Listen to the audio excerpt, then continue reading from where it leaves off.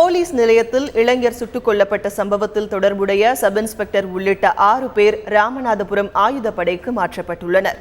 Ramanathapuram SP பட்டினம் காவல் நிலையத்தில் விசாரணைக்காக அழைத்துச் செல்லப்பட்ட சையது முகமது கடந்த செவ்வாய்க்கிழமை சுட்டுக் கொல்லப்பட்டார். இந்த சம்பவத்தில் சையது முகமதுவை சுட்ட சார்பு ஆய்வாளர் காளிதாஸ் பணியிடை நீக்கம் செய்யப்பட்டார்.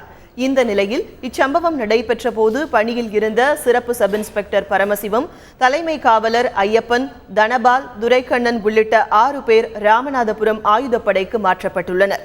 அவர்களிடம் மாவட்ட காவல் கண்காணிப்பாளர் மயில்வாகனன் விசாரணை நடத்தி வருவதாகவும் விரைவில் துறை ரீதியான நடவடிக்கைகள் எடுக்கப்படும் எனவும் காவல்துறை வட்டாரங்கள் தெரிவிக்கின்றன. இதனிடையே ராமநாதபுரம் மாவட்ட நீதிபதி வேலுச்சாமி சையது முகமதுவின் உறவினர்கள் 7 பேரிடம் இன்று விசாரணை நடத்த உள்ளார்.